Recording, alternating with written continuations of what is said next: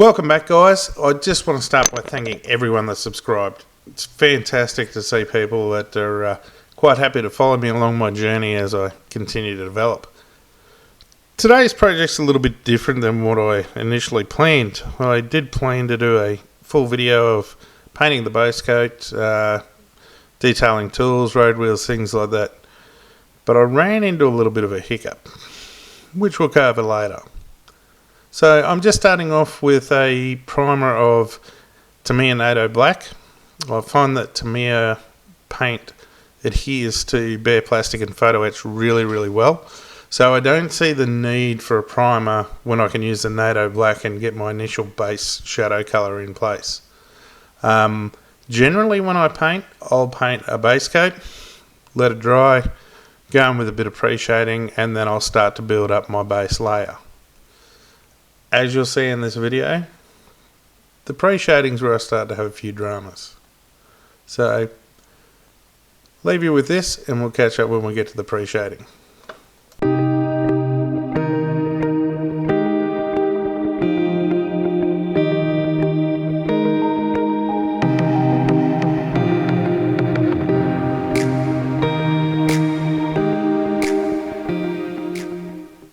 So guys, here we start to get into the pre-shading, and this is where the fun begins.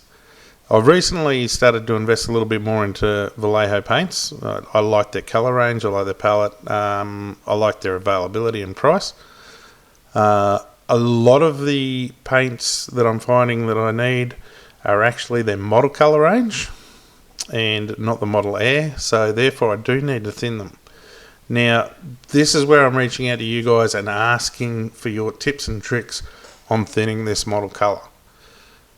I am currently thinning it with the Vallejo acrylic thinner at a ratio of about 3:1, and I'm just finding I'm not getting a good consistency.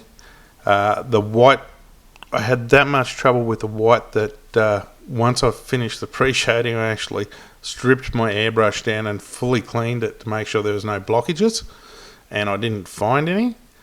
So as you'll see, you go through with the white, I had very little brush control. It just came out really spasmodic. Some highlights are really stark white, others are sort of a nice fade, but I just couldn't get the consistency I was looking for. So if anyone out there has got any tips, please drop them below in the comments and I'll give anything a go just to try and get a better consistency with this pre-shading. As you'll see, I worked around it, but we'll get to that when we get to our base coat.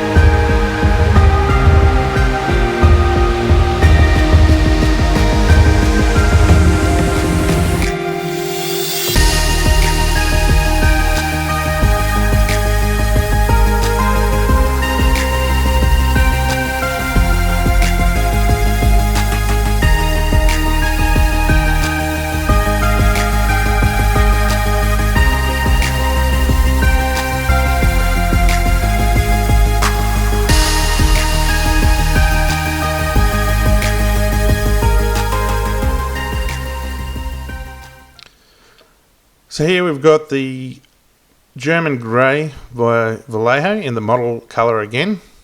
I seem to have still issues with this 3:1 mixing ratio to get the consistency I wanted. Initially it was coming out of the airbrush and giving me a nice light coat, but then I had some sort of blockage, as you'll see here in a moment, and I pretty much just got the shits here, to be honest, and blasted it out with the thought in my head, stuff it, I'm just going to base coat this again. I'll use the German Grey as the base coat because to the naked eye, to me at the time, I thought this is way too dark.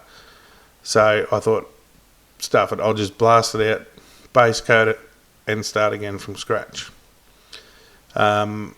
I stopped filming here shortly, so you don't actually see me paint the hull. As the paint was drying, I went away, got a little bit more level-headed, cooled down, you might say, and come back, had a look at it. Yes, it was fairly dark, and I thought, well, let's see if I can do something with this. So what I've done is I've come back in with the Tamiya German Grey and used it as a highlight. Now, as I was putting this on initially, I thought, hey, this doesn't look too bad. So just persisted with it, given it a few highlights. Then I've come in, added some white to the grey to do an even higher highlight. But have a look, see what you think. Let me know what you think of this for a bit of colour modulation. I'm quite happy with it, to the point where I think I'll just continue to push through with this build and just see what the end result comes up like. But yeah, bit of a struggle on this one. Not where I wanted to be. And that's why I'm reaching out to you guys to say, hey, give me some pointers.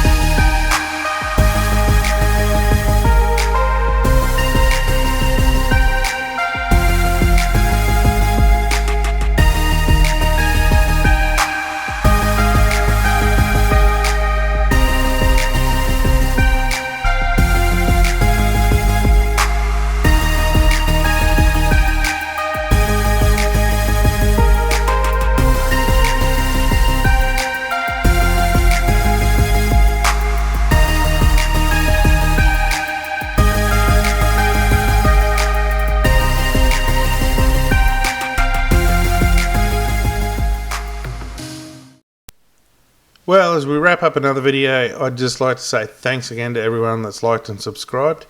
If you haven't already, hit the like, subscribe, notifications if you want to continue to follow me on this journey. I do appreciate all the support that everyone gives me, and appreciate your time of viewing. So here's the end result. Have a look, see what you think. Like I keep saying, if you've got any hints or tips to make me better, leave it in the comments. I'd love your feedback. Otherwise, guys, have a great day and enjoy your modelling.